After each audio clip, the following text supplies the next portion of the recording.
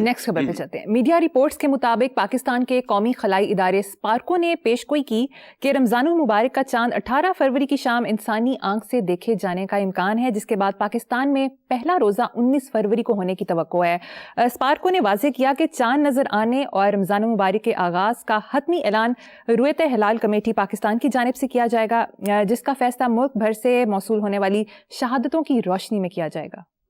یار کیا ہے جو یہ ہلال فلانا جو ہلال پہ پہنچے ہوئے ہیں، انہوں نے وہ تو پہنچ گئے، وہ مشینی کام ہے سارے. شہادتیں کون دے گا شہادت؟ میرے جیسا 2 ٹانگوں والا ایک آدمی، اس کی آئی سائٹ مجھ سے کو بہتر ہونی ہے، یا چلو میری کم تھر ہے وہ 6x6 ہونی ہے یا کچھ اسپیشل ہونی ہے، کی ہونا ہے؟ یہ اور زمانے ہیں بھائی. بات انہوں نے جو کی ہے وہ سائنسی بنیادوں پہ بھی ہے، لیکن ہمیں یہاں تک آتے آتے 78 سال لگ گئے یار. اگلے 1000 سال کا کیلنڈر وجود میں آ چکا ہے. ہمیں شرم بھی نہیں آتی یار، ٹھیٹ ہی بڑے ہیں. اوے ان کو کاپی کرو جو چاند تک جا چکے ہیں اور وہاں اب وہ رہائشی منصوبے وغیرہ پہ کام کر رہے ہیں. اچھا رویت ہلال یہ بندے تک کم ہی نہیں رہ گیا ہوں چاند پہ جانا. کہ جی وہ فلانا کرے گا تو ٹمکانا کرے گا تو کیا کرے گا، کیا میں نو بٹھا کے چاند تے لے جا، تو انج کرے کو ڈاری مار، میں تیرے کمر تے بیٹھا ہوں اے مینو سیکریٹریٹ ڈراپ کر دے. جو پہنچ چکے ہیں وہاں. اور میں نے کیا کہا کہ کتنے اگلے 1000 سال کا کیلنڈر آن ریکارڈ نہیں ہو، دیہڑیاں شہریاں یہ وہ. امیر شہر غریبوں کو لوٹ لیتا ہے، کبھی بہیلا مذہب کبھی بنا میں وطن.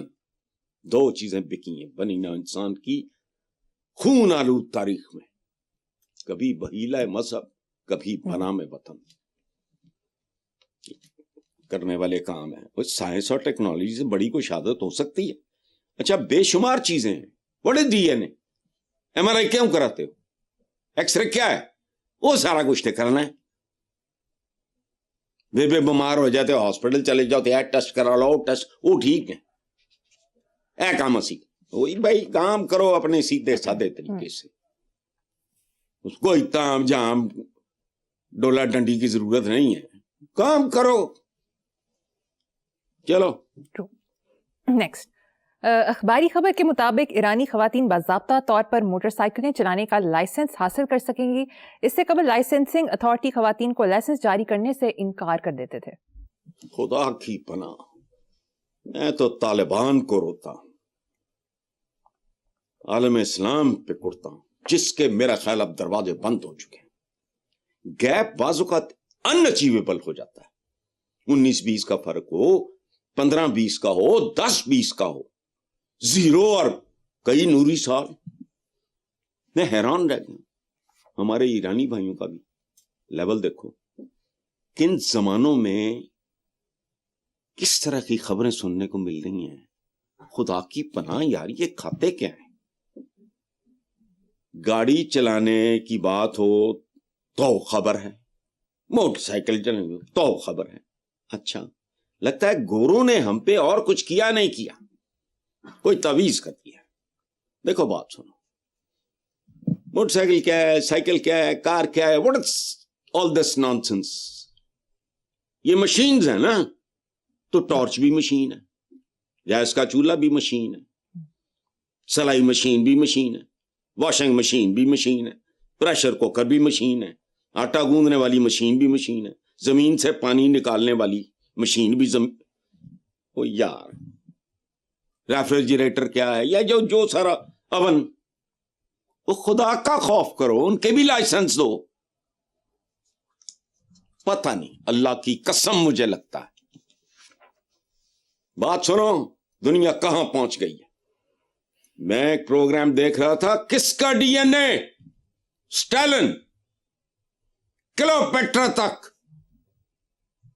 ایڈولف ہٹلر، ان کے رشتہ دار پکڑ فلانا ڈی این اے. اندازہ لگاؤ وہ سیارے ادھر ہیں، ستاروں پہ جو ڈالتے ہیں کمند، کیڑی کمند؟ کمندہ تو زمانہ ہی نہیں ہوں، پا رہے ہوں. چلو الف نار بے بکری. چلو ٹھیک ہے حسن صاحب، مجھے یہاں پر ایک بریک لینی ہے، دیکھتے رہیے black and white. Welcome back. Hasan صاحب، افغان طالبان نے معاشرے کو 4 طبقات میں تقسیم کر دیا ہے، علماء، اشرافیہ، متوسط اور نچلا طبقہ. اشرافیہ کو عدالتی استثناء حاصل ہوگا، جبکہ ہیومن رائٹس آرگنائزیشن کے مطابق طالبان کا نیا دستور غلام رکھنے کی اجازت دیتا ہے. میں تو لعنت بھی نہیں بھیج سکتا، چونکہ لعنت میں بھی شاید خیر کا پہلو ہو. یہ کیسا اسلام ہے؟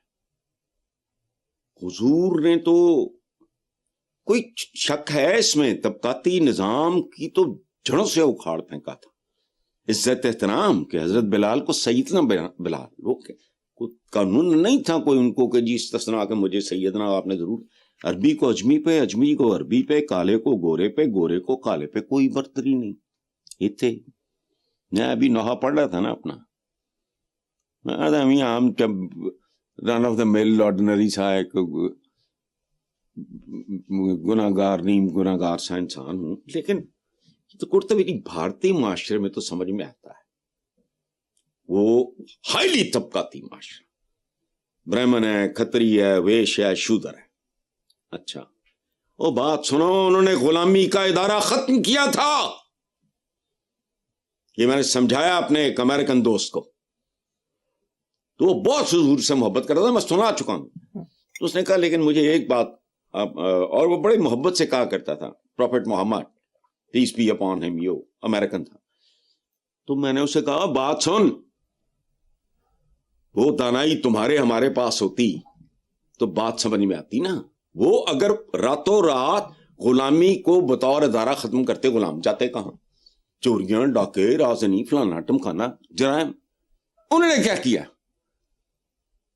بطور ادارے کے اسے قائم رکھا اور برباد کر دیا، اس کی روح کھینچ لی. کیسے؟ غلام کے ساتھ کیا سلوک کرنا ہے تم نے؟ جو کھانا ہے وہ کھلاؤ، جو پہننا ہے وہ پہناؤ، اس کے آرام کا، اس کی عزت نفس کا خیال کرو. اور ایک زمانہ تھا کہ عربز میں یہ فقریہ بیان کیا جاتا، میرے کو لینے غلام، میرے کو لینے غلام. جیسے لوگ کہتے ہیں ہمارے بھائی اتنی گاڑیاں، اتنی گاڑیاں. پھر ایک زمانہ آیا وہ کہنے لگے ہم نے رہا کر دیے. کیسے؟ جی، خالی جیب نہیں، یہ تو پتر ہے، کام کر یہ کر رہے ہیں ماشاءاللہ. پھر عالم اسلام کا انجام بھی تو دیکھ لو نا. دیکھو بات سنو، ادھر ہے برہمن، کھتری، ویش، شودر، اور ان کے وہ جو بھی ان کا سسٹم ہے اس کے مطابق برہمن تعلیم اور مذہب کا ٹھیکیدار ہوتا ہے. وہ مذہب دا ماما ہوندا ہے، چاہے وہ غلیظ ترین ہو، حقیر ترین ہو. اور بڑی مثالیں ہیں، پکڑے بھی گئے یہ وہ. اچھا کھتری کون ہوتا ہے؟ جیسے ہمارے جیلم وغیرہ کے علاقے مشہور ہیں، گوروں نے بھی ڈسکور کیا کہ دے آر بورن سولجرز، یہ ٹف ہوتے فلانا. ویش تاجر پیشہ، سب سے آخر پہ شودر، اچھوت، جسے چھونا بھی. ختم ہو گئی بات. مزدور، نچلی ذات، یہ وہ تو کر رہے ہیں افغان طالبان. اللہ مبارک کرے.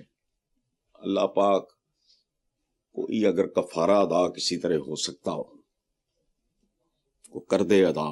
عالم اسلام پہ جو تعویذ ہے. چلو بالکل.